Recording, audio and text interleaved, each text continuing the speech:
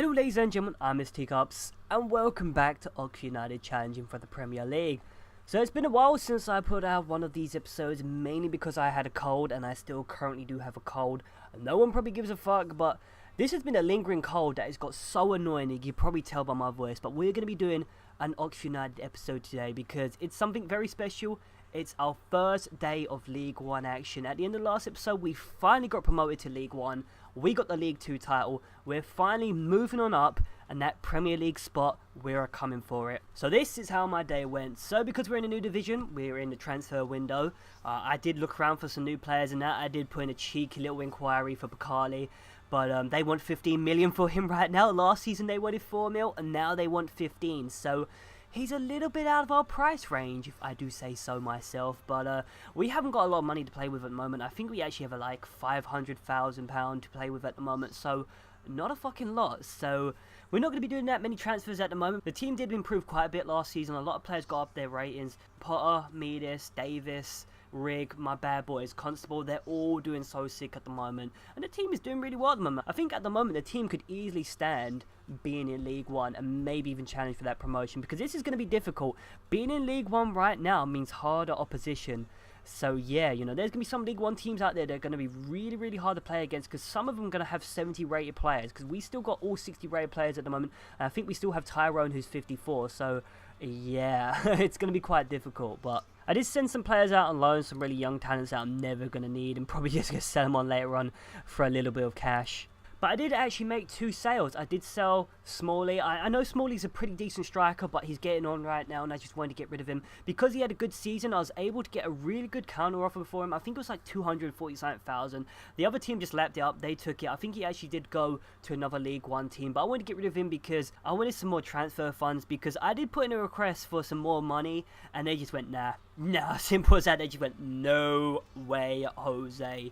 And that's quite annoying, because if I want to challenge, you know, to stay in League 1, we're going to need some cash to get some good players. Also did sell Tom Newey to Carlisle. We don't need him. He's 31 years of age. He's left back. He's decent, but I don't think I played him at all last season. I sold him for $50,000 Roonies. It wasn't too bad. I'll get rid of him. He's right at the end of his career. That will only help us in our cause for some new players. But it's not all doom and gloom. We're not just selling our whole team right now to make a quick buck. I did put in an offer for Neil. I just thought, fuck it, we want Neil. He had a good season with us last season. He was actually the league's top scorer, I think, at the end of the day, and I think the league's leading assist leader as well, so that's pretty freaking beast. But that pace and that skill on the ball, his 65 rating was really, really nice, and it really did help us win the league last season. I'm just going to say this right now, if we didn't have him last season, we would not have won the League 2 title. So I did put in a cheeky little offer for him, and I think it was like 750,000 I put in for him, so yes, quite a big amount of money, basically our whole transfer budget. But you know, he's a star player, and I want him. I also did put in an offer for a free agent right back. I'm not going to try and pronounce his name.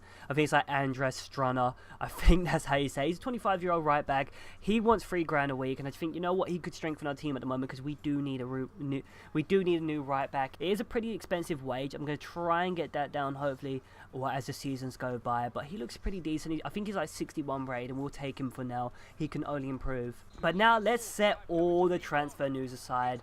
It's time for our first game of the day, and it's quite interesting. Our first fixture of this new season is against another newly promoted side, and that is Oxford United versus Portsmouth, and this is how it went. So 2 League 2 teams now in League 1. It actually was just like I was playing another League 2 game. But I'm going to be honest with you, this is quite difficult. Portsmouth, I don't think they've strengthened their team at the moment, but Portsmouth had a really, really good season last season. I think we did win 1 out of our 2 games against them. I really can't remember right now, but they was a really good team to get promoted last season. This was a really, really difficult game. We did miss some vital players. We did miss Neil. Neil wasn't there. We didn't have that beautiful pace and that beautiful ball control for him. So our strike force was pretty lacking. So right now I'd be saying, you know what, it's all to play for in the second half, because to be honest with you, the first half and nothing really happened until the last moment of the game. This right now was actually the last moment. I was so surprised the ref did not blow the whistle before this happened. In stoppage time, we nicked the ball off the defence. I don't know what the defender was doing. We nicked the ball for them. I think it's Danny Rose plays a sweaty ball across to Tyrone. He puts away a BEA, a beautiful finish. I was so surprised he actually finished this goal, because he had a lot of work to do. But he got us our first goal of this game. But he got us a goal, absolute amazing finish. I'm also going to comment on something as well. I'm playing a guy called Ruffles in my team right now. Last season he was actually out on loan. Like when I started the game he was already out on loan, so there's nothing I could do with it. And he wasn't that high of a rating. I think he was like low 50s. But at the start of this new season he's 60 rated. I'm just like, what? He's 20 years of age, so this kid has some potential. I'm surprised he's gone up so quick. So he might actually be a factor in our League 1 season and maybe further and beyond, who knows. But he's had a good game so far. It's 1-0. So the second half was basically a reminisce of the first half. Not much happened until the 57th minute. In the 57th minute, Portsmouth play an absolute sweaty ball across the goal. This ball is just the king of sweat. There is a beautiful finish from a guy called Ferry. I was honestly surprised my keeper did not save this. This is just piss poor keeping. Honestly, this should have been saved. This should have been saved, but they got their goal. It's 1-0. But after that, both teams were struggling a little bit. You know, it was kind of like a League 2. It was kind of like another League 2 game at the end of the day. Very rough, and not much actually happened because these were two top teams from League 2, and I couldn't really make a breakthrough. Honestly, I couldn't. They couldn't make a breakthrough. Gonna be honest with you right now, the game ended 1-0. Nothing happened after those two goals. Really, the game was just a midfield battle, simple as that. But to be honest with you, a point's not bad to start a new season. We could have, you know, hoped for something better because we were at home, but we will take that right now. A draw is better than anything. A draw is better than a loss. Our first game of the day is done. So after the first game of the day, we have our second game of the day, and this is a pretty interesting game because this is our first time in the Capital One Cup, I do believe. And this is quite a scary game because it's Oxford United versus Cardiff City. Cardiff City, Premier League team. Oh my god. Already we're coming up against a Premier League opposition. This is going to be a huge test for the lads. This is how it went. So yeah, how do I describe this game? Difficult. Very difficult. There was a huge difference in class between both teams. Obviously Cardiff would be the superior team. And it was very difficult for me at first. Honestly, everything they did in the ball was just so much better. Their control, their pace with the ball, their running with the ball, their passing the ball, their shooting was just so much better. They were running rings around my defence. And it was coming. In the 10th minute, I absolutely get dicked on. Oh my god. They get a free kick in a really dangerous area. They play, oh my god, a really amazing free kick routine. I was surprised they scored this. A player runs over the ball, the other player passes the ball to Medel, who puts away a beautiful finish. We just got dicked on.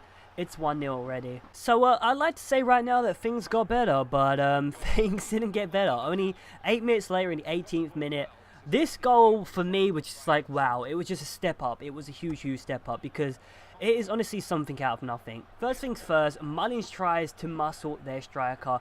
He's having none of it. Mullins gets absolutely destroyed on the wing. Their striker completely takes one of the players out of the game. They have a few shots. Then we get dicked on by Medel, who plays a cheeky chip. That goal was just, you know, the step up of class from the other team. Nothing I could do about it. 2-0.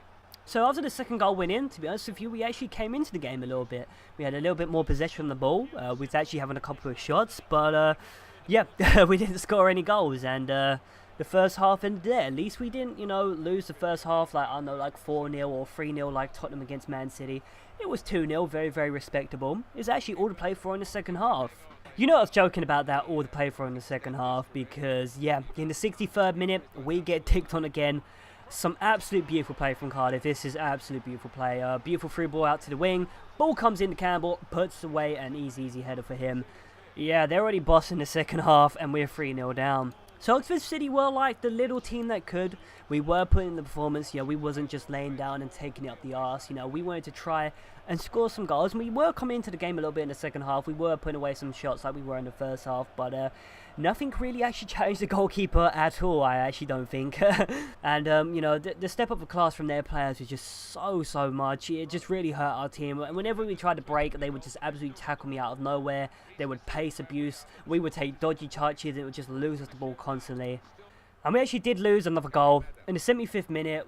This is actually down the poor defending. We could have probably stopped this goal, but Kim absolutely destroys one of my defenders. Puts away an easy finish for him. It's 4-0. After the fourth goal went in, I think Cardiff City just stopped. They weren't really attacking anymore. They had definitely won this game, and it's, you know, there's no magic comeback. There is no magic comeback. I didn't come back and score 5 goals with Tyrone from the halfway line. Nothing like that's gonna happen right now because the game did end there. It's 4-0. Honestly, I wasn't expecting anything better. It's fucking Cardiff City against Oxford United. What are you going to expect? We're still a League 2 team. We haven't signed any better players at the moment, so technically we are a League 2 team versus a Premiership team. It's not like we're going to win because we were struggling against Championship teams and League 1 teams last season, so yeah.